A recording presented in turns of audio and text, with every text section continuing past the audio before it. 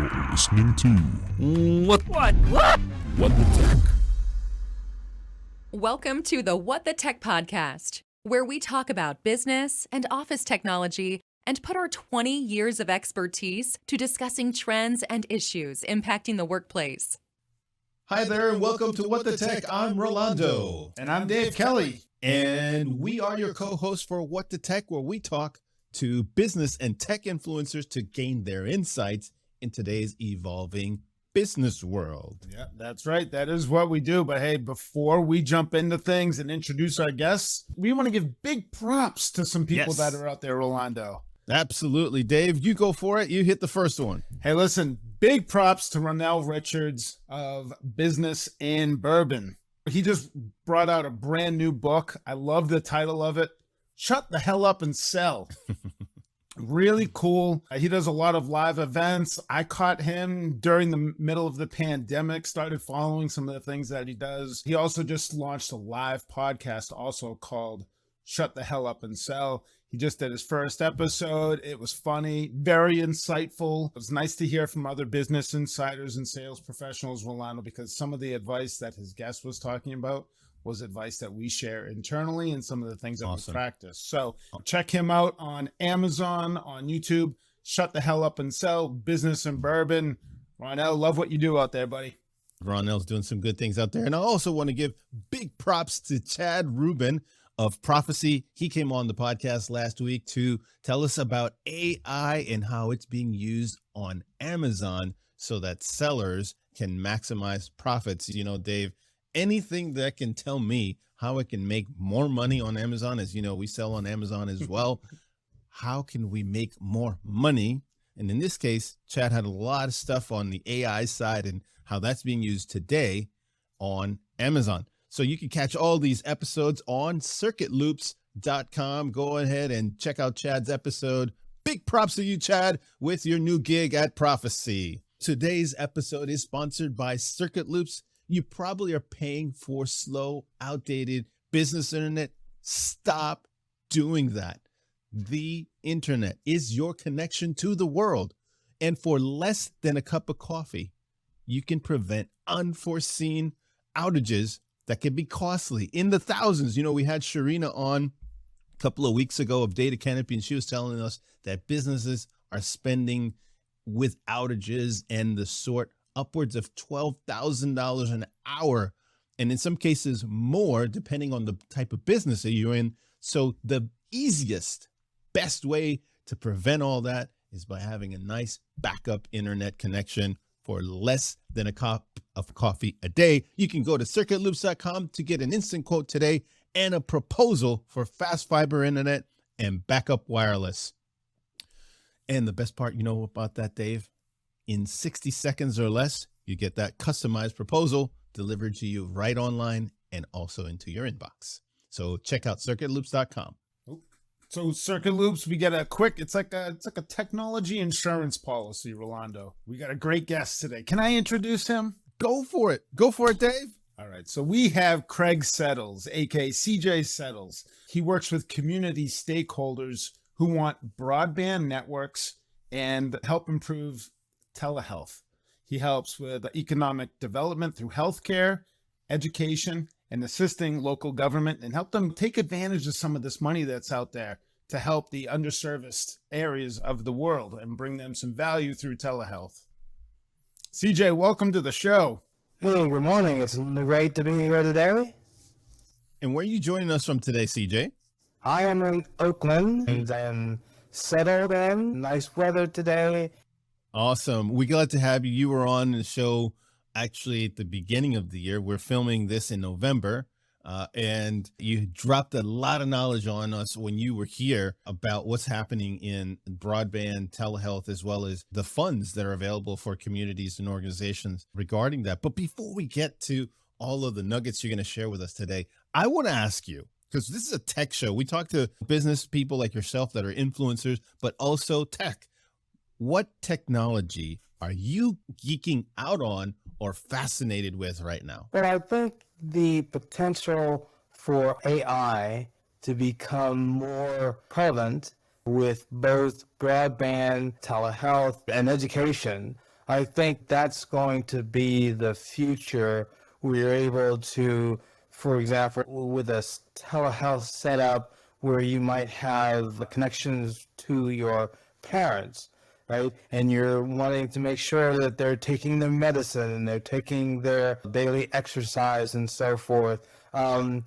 AI has the capability to be able to be unintrusive, but be part of that person's life. So you might be able to tell, okay, your mom hasn't done shopping because the cupboard's a little bit bare. That kind of outcome is the topics that are being talked about within the telehealth, healthcare in general, and obviously in broadband. So I think that's a lot to look at and to keep track of in these next couple of years.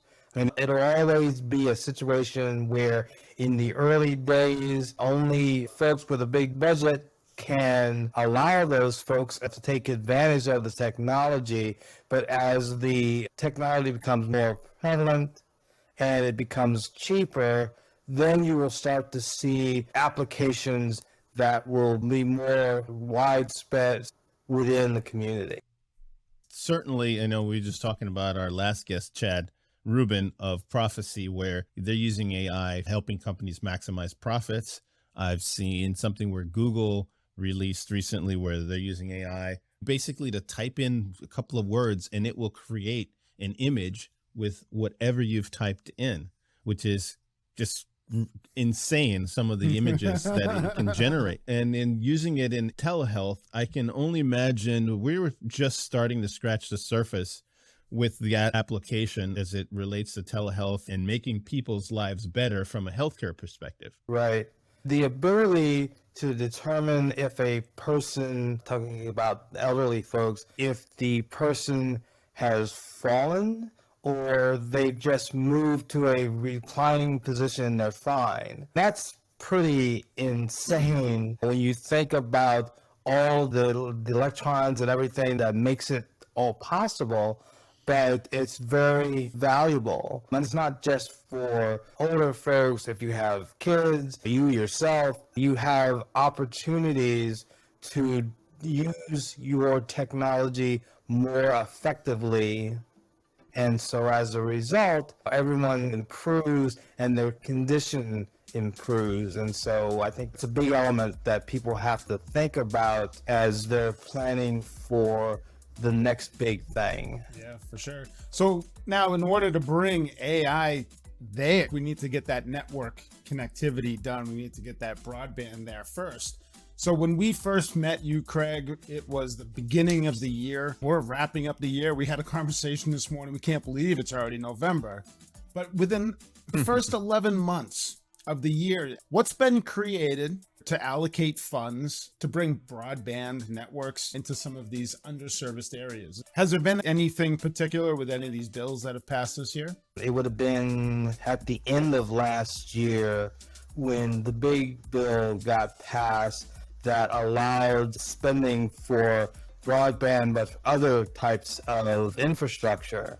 Within Congress, right, you get a bill passed, but then you have to go through maybe a 2 or 3 month process of creating the specifics of how the bill will be implemented, especially when we're talking about money. So what are the rules, what are the compliance issues and so forth, right? So about 2 or 3 months in the beginning of the year, that was everything that Bill could talk about. What will happen? What will be the rules? How will use the fund just from the Commerce Department? Do we allow things to be funded from several different sources? It's very mundane. It's the stuff that the average person, even the person that's involved with broadband, probably won't even think about. But that's the nature of the government process. So as we then rolled into summer, that's when we started to really start to understand things like every state has to have a broadband office. And now there's this big rush to get those offices staffed up. But then at the community level, a lot of communities are getting ready for what will be the planning session, right? And I say this because right now is the time for, if you have a good idea, if you have a community group that you want to see get more engaged in broadband and telehealth and all of these technologies that will be made possible because of the grant, right? Now is the time to bring all of your creativity to bear at the community level, because what will happen in the next couple of months, the state coordinators, the broadband coordinator, the digital inclusion folks, and so forth, they're putting out the rules that will govern how the money will be allocated and for whom, and whether we do a project that's just a couple of $1,000, or do we start to put together several parts or several different elements within the community to make a broader kind of program, proposal. I can't emphasize this enough, because one of the worries of community activists and people that are really concerned about, will this money get to where it's needed, while at the same time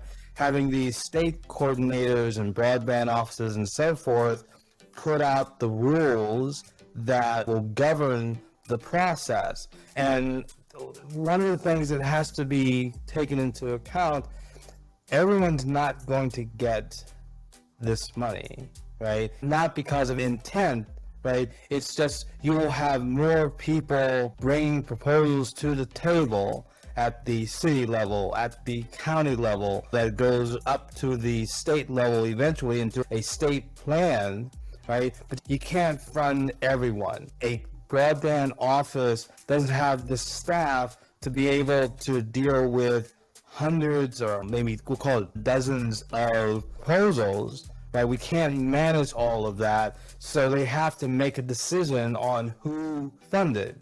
Or maybe they will say, okay, the state has its own fund, so we'll figure out how to merge that fund with the NTIA, the Commerce Department, that is managing this grant. And all of these things have to be planned out in these next few months.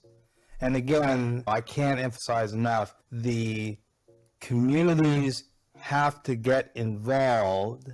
In fact, I have had conversations, I think, with just about every day with different folks talking about how do we make the process be equitable but efficient. And that sometimes it'll seem like those are working against each other, but you have to reconcile these issues and move the ball forward, because the worst thing that could happen is you're down the road 2 or 3 years and you find out you've left people down. You've let people that we wanted to serve fall through the cracks. And when you get into the middle of a broadband implementation, that is the wrong time to find out that you've done things that weren't to the great advantage of the community. Well, let me ask you about that. That's because Sure. that's an important point. I've been listening to folks that when they're talking about broadband deployment, one of the things that's a concern would be like, if we're just talking like speeds, right? Download speeds and upload speeds, let's say 100 meg is the standard that we use. That's really not going to be good enough in 2 or 3 years when deployment actually happens and fiber optic gets put into the ground for those communities. And that we really need to elevate that to standards that are going to be in line with what the working world around the world and competitive markets. We should be laying gig fiber. If we're going to put in broadband into some communities, let's put gig, not 100 megs or 200 megs, which in 2 or 3 more years will seem like dial-up. Yes, and that is one of the challenges for these broadband offices, right? You have to deal with the here and the now, what is actually available at the market, what kind of speeds, what type of connections and routers and all of those geeky things, right? But you at the same time have to say, what happens if someone creates a new Facebook that becomes all the rage, but it requires 2 gigs of download speed, right? What happens if someone comes up with a telehealth app or a collaboration app that students can use that just blows off everything else that has been done? What do you do if you haven't allowed for that? And yes, you have to look at a 5-year, what are the wildest things that could be created in these next years for artificial intelligence, smart city applications, and so forth, right? You've got to be looking to the future while dealing with the here and now of the technology's implementation right now. It's not easy. I'll tell you right now, it's not an easy process, but it should be done, right? Because otherwise, you will have the situation where, for example, when Obama became president, the first thing we did was have a $7 billion broadband stimulus program, which was great. A number of those projects had to deal with the fact that what was reality, we'll call it 2014, 15, right? It had changed. It had changed. And constant change is what we are dealing with. And we just have to figure out the best ways that you can deal with the here and now, but deal with craziness 5 years down the road. Oh, and it's like you have to almost be able to predict the future. You can look at different mapping type software. You can look to see where the people are and the growth and how many people will be in this particular area in 5 or 10 years. Some of those things are somewhat predictable and there's trends to it, but the unpredictable trend of what's laying down the road that could double the requirement for bandwidth in a particular area. In my opinion, it's like a lot of bandwidth is being wasted. And I wonder if there would be a way where you could almost prioritize the available bandwidth from things like telehealth and education to just entertainment and fun. I don't know if that's possible, but I could see the challenge in front of the communities there. With the fiber and the other technologies that you're putting into place, and when your tech people say, okay, this is what we need for now, and these are the number of conduits and all these, like I said, these really serious geeky things, right? And double it. Whatever you have your engineers come in and say, this is what we need to be future-proof, so do it now. And you think, okay, if we do it now, should we just double it now? And that's hard. That's hard because you're trying to work with a budget. You're going to have $35 billion when broken down to the 50 states and the territories. It isn't that much. And if you start looking at the county level and you go down one more layer to the city layer, okay, that's not as much money as you think. So one of the things I would advise is that you look at the delivery system, because if you look at the things that happen when you bring broadband to the home, there's all kinds of connectors and cables and so forth, right? But I think the key thing is to look at the point of origin, right? Because if you put down fiber in the point of origin and you find out that you don't have enough until 4 years down the road, okay, that's going to be very difficult to rip that stuff out and put in whatever is popular, more efficient, etc. So in the beginning, create these points that will have more capability as community goes along. But you gotta look at things like, what happens if there's another pandemic? When we look at the impact that having a whole bunch of workers all of a sudden were home, like working from home, and all of a sudden all of your kids were going home because they had to get away from the dangers of the pandemic, right? That just killed a lot of our systems. As you pointed out, you can't predict everything, but someone's got to be able to say, what happens if we have another pandemic? What happens if we have a catastrophic forest fires, right? Which is a big thing on the West Coast, right? All of these forest areas, and especially in California, right? You look at climate change. What happens if the shorelines on various Atlantic Ocean cities, right? What happens if your systems, your broadband systems, your telehealth and education systems, someone has to be thinking doomsday scenarios. No one likes to talk about it. We don't talk about those folks and bring them out to have for TV time, right? But there are folks somewhere working on doomsday scenarios. Wow. That's interesting because the pandemic showed us how unprepared we were for the pandemic. And I wanted to ask you about that, CJ, because I know that you post quite a bit on LinkedIn about your adventures working in Nevada and some of the things that you've done there. And I want to surface that a little bit so that people who may be listening to this and trying to think about, okay, how best can we put a proposal forward or do some of these initiatives? Tell us about what you've been involved in with either the state of Nevada, or I've seen you also post about the city of Chattanooga and libraries. What's happening right now that folks that are listening to this can say, yeah, we could do something like that too? One of the things that is very prevalent pretty much across the country is that states are establishing broadband action teams. And their responsibility is to, in essence, do the needs assessments to determine what's right, but they also need to structure programs, systems where you can prioritize, right? What are you going to be most responsible for, right? Is it going to be community centers, libraries, and so forth? But there has to be a priority system that is allowing for change, number one, but it is better to deal with this now, the priorities kinds of things, than to try to figure out in the middle of one of those programs. You just need to know how you're going to move with the money that you will have. And then you have to figure out if there are changes, how we're going to deal with that.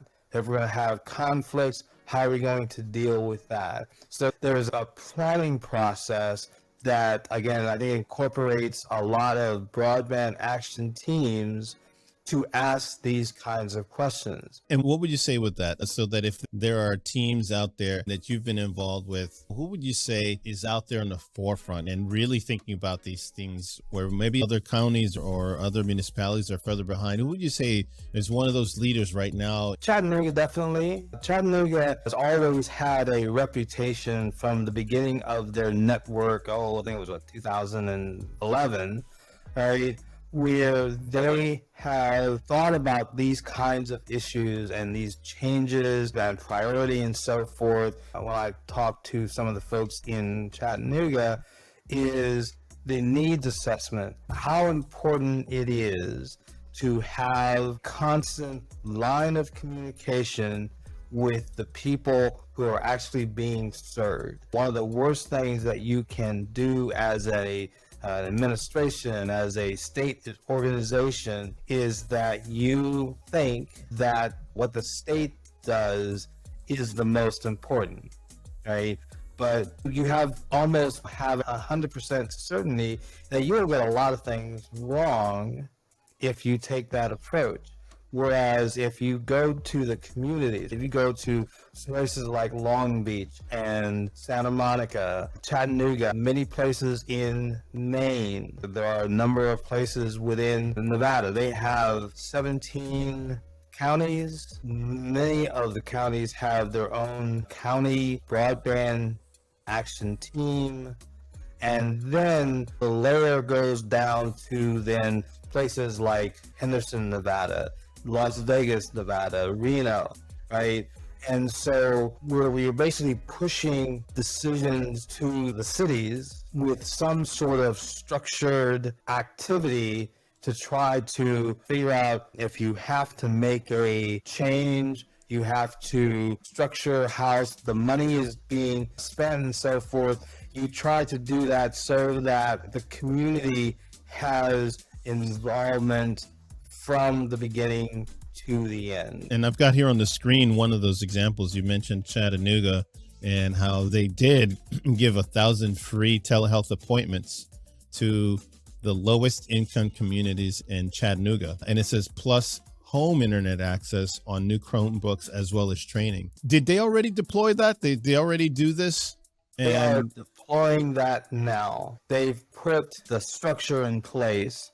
They've put the partnerships in place. That's a big thing. Yeah, I think within Chattanooga, there are probably 8-10 different partnerships involved with this one project, right? There's Habitat for Humanity. There's the EPB, which is the public utility that runs the network. There is local neighborhood type organizations, and then several branches of national organizations. And then you have the healthcare provider, and I feel really bad because I can't remember the name, but it's all of these pieces together, and they have a very good program, a mindset. We can mix and match organizations and nonprofits and so forth for the job at hand. Right, so the whole program with the telehealth, they put together various partnerships, right? But they may have an entirely different project related to energy conservation or management and so forth. And so there'll be a different set of folks that'll be involved with that project. And they seem to have a good way to have the egos checked at the door. the important part. Cities have issues with lots of egos. The bigger the city, the more there are these kinds of ego-driven processes that are not helpful to a lot of folks. As much as you can take this and create these programs, but you have to take away the silos, because governments, I think their nature is to create all of these silos. And sometimes it's just unintentional. It's not someone woke up one day and said, I want to build a silo because I don't like those people and I don't like those people over there. It's just the nature of the beast. You have responsibilities for your own area. That's what you're getting paid for. So you tend to be very localized in how you deal with things. Sorry to interrupt you, Craig. I'm hearing something from earlier in our conversation. You were talking about being creative. So I think the creativity here isn't necessarily a really good needs analysis to why one group needs that broadband. I'm hearing that creativity is dropping silos, communicate within groups, and if you can do that, you might be reassessing the priority of where that money would be allocated, because you said it can't be evenly distributed. Being open to communicate and, like you said, dropping the egos, coming together, forming a proposal that comes together, and then it gives them priority to some of that funding. And Chattanooga has come up a few times. Yes. PC Mag rated them as #1 city for remote working and because of the high speeds. So it's one of the best digital cities to live in right now, according to PC Mag. Right. Now, if I look at, say, Maine, because they've been at this for a little while with the broadband and the broadband action teams and so forth, right? We look at Chattanooga, obviously, but what's similar to both of these is that they created a weekly or bi-weekly come together and talk about ideas, right? Anybody can show up. Right, they're doing it Zoom now. Chattanooga did it, started in their first or second year of operation, where they had a monthly program where people just showed up. And what that does is you let ideas flow in an unhostile environment, right? Because brainstorming can be a drag if you get these entrenched people within that particular community or groups of communities and so forth, right? But if you do the creative process where you just let ideas flow, you can sort out the ideas and figure out which ones are practical and which ones aren't later. but at a process of like I said, a weekly, maybe bi-weekly, you turn on the system, you turn on Zoom or what have you, whoever's there is there, and you get these ideas flowing, because people, as just humans, right, when we get together, right, people will come up with ideas, and one person will say, oh, this is great, let's do this, and then somebody will figure out, oh, I could do this as well as this here, and then we can really make strides. And that's the energy. That is the energy. I sat in on a session in Maine. They were nice enough to let me just hang out, and it's an interesting exercise of understanding the art of the possible. That's really what we're talking about, because as we go from where we are now to where we're going to go to in, say, 3 years, right, with the planning and then the mapping and then so forth, right, there's going to be a lot of change. There's going to be a lot of opportunities for partnerships and all of that stuff. But if we can create some sort of process where people can make their voices heard, some things are going to be bad ideas, right? But you can easily say to someone, this isn't a personal criticism, but maybe this would be a better way to do what you are thinking about doing. That environment, that's key. That's just, to me, that is key. Now, you're It's not just rocket science. You're right. The hardest thing at the end of the day is the people aspect. I've said this about a lot of different things. When it comes to technology, the technology is what it is. The hardest part is the people side, right? Is getting people to cooperate, collaborate, share, prioritize. The technology is they'll put fiber or they'll put wireless. Really, that's going to come, and then all the other pieces and devices that come with it. But let me ask you something, CJ, about the future. So let's move forward, maybe into next year or the following year.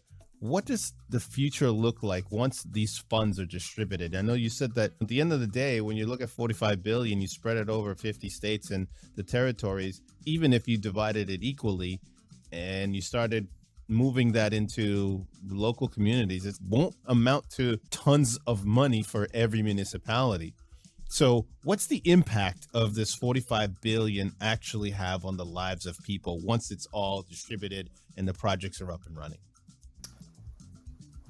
Wow, that's an interesting question. I think that what we will see is in the next 6 months, if they're doing it right, states will have feelers out to people in the communities to understand what they need. And when you get done with all the needs assessment, you've got to write the plan. And that's where you prioritize everything, right? Put markers where there are partnerships and so forth, right? And on the one hand, you have to go to the NTIA, the agency, and make sure that all of your plans are in compliance. That's a big thing, right? Then we've got to deal with the mapping issue, which I don't think is going to be easy. And at the same time, you're also checking in with your communities and saying, look, we had lots of great ideas, right? We had no choice but to make a priority. Somebody had to be on the top of this craziness, and someone not going to may be happy. It is better to deal with that now, or in the early days of this, than 2 years down the road when someone's like, well, I didn't expect that was going to happen. I didn't expect this and that and this and so forth. You've got to have a certain amount of expectation management that has to happen at the community level. You've got to make sure that people understand what's going to happen when you turn over those shovels for the infrastructure, right? There's also a part of the program we're looking at digital inclusion, digital literacy, things that help people use the technology actually is after it's been built. So true. And that's going to be a little crazy because a lot of those tend to be very neighborhood specific. But again, if you're the agency, if you are the state broadband office, right? So you're understanding need, but then you've also got to understand that people is ultimately at the end of this thing. So you got to explain to people, this is what's going to happen. so that as much as you can mitigate some of the craziness and the pushback and so forth. But I think it was also important that you should be thinking the NTIA money should be looked at as a catalyst for other partnerships. If you look at the Chattanooga program for the 1,000 telehealth appointments, right? They've got several partnerships, right?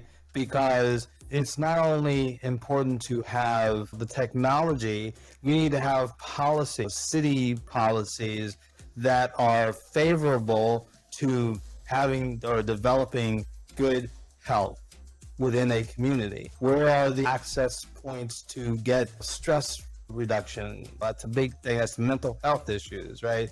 But you also ask for where are people getting their food, right? If they only have a corner store which has minimal healthy foods, that's a problem, right? Yep. And so having these partnerships help you understand that, but at the same time, it also looks at additional money. So there may be 4 or 5 different money sources with a single project, right? Again, if you bring the people together and see who's got what and so forth and so on, that you will have, I think, a better opportunity to find more money beyond the NTIA's program.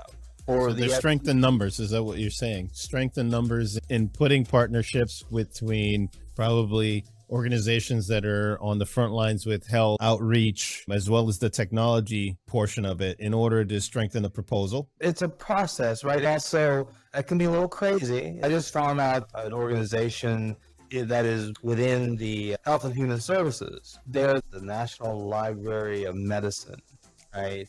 They have money for programs that help educate people about health and telehealth and mental health and so forth, right? What I asked them was, I said, does it make sense to have your funds be tapped for programs that bring in the libraries, that the libraries are then providing information to communities, right? A use of broadband, which can be used for specifically for telehealth, right? But that organization is like several layers into the structure, right? But on the flip side, that's why you've got to have people that they just go find who's doing what, so I can figure out how I can add to my broadband solution or my telehealth solution. And there are foundations, corporate foundations, local foundations. All of these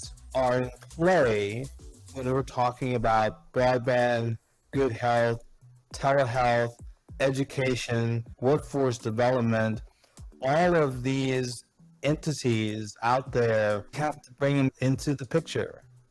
Yeah, there has to be multiple, again, strength in numbers. And I think that there's a lot of resources out there that folks can access. You talked about NTIA, the Library Medical Association, I believe, and several others. CJ, you've lived a long life, longer than I have and longer than Dave have. One of the things that I like asking folks that come on is you've gone through a journey in your life where you've ups as well as downs.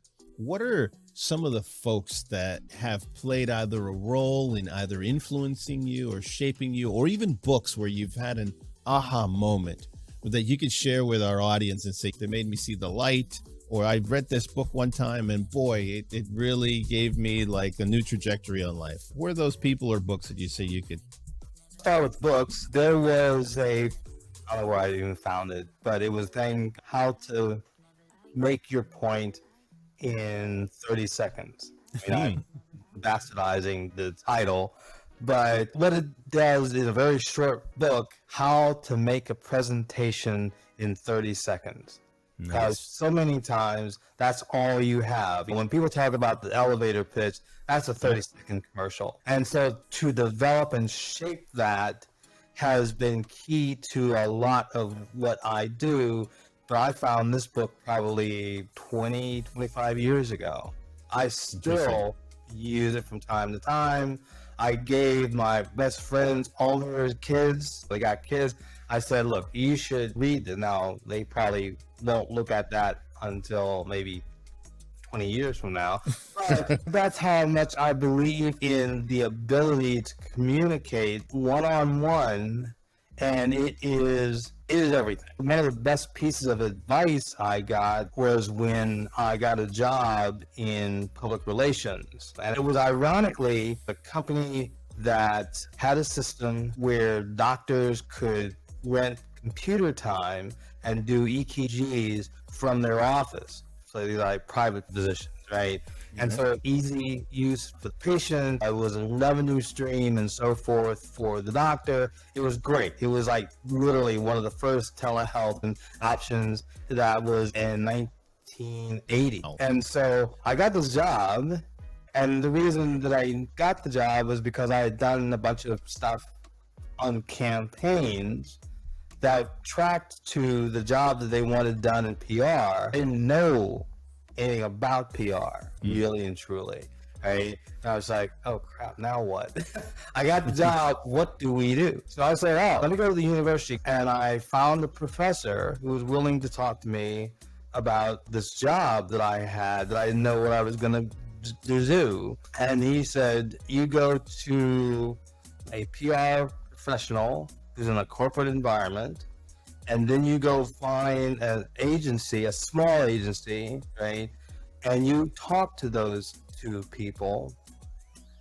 And the thing was, that's where you're going to get the knowledge, or at least a starting point for how, when you start up working with this company, you can actually show that you actually know something and be able to move forward. So it was the confidence of that professor, but it was those two contacts with a corporate guy, Iser Aluminum, and a guy had 4 people in his staff, and those people were key. I don't talk to them much now, but the fact that they were willing to talk to me, that made the most difference in moving forward. And so here I am today, but I still have lessons learned from those initial meetings that I still carry with me today. Awesome. That's terrific. So there you have it. No, and so that's terrific, CJ. Your story is one full of very interesting folks that you've met along the way. We've really enjoyed having you again on the podcast. Craig, we have so much to learn from you. Rolando, I'm sure we could talk to you for another hour or so. Easily. I can talk another hour. So in conclusion, we've been speaking with Craig C.J. Settles, author and advocate, helping communities to bring broadband access to improve lives of people and produce better health outcomes using the latest innovation in telehealth. Hey, CJ, tell our audience, where can people find you?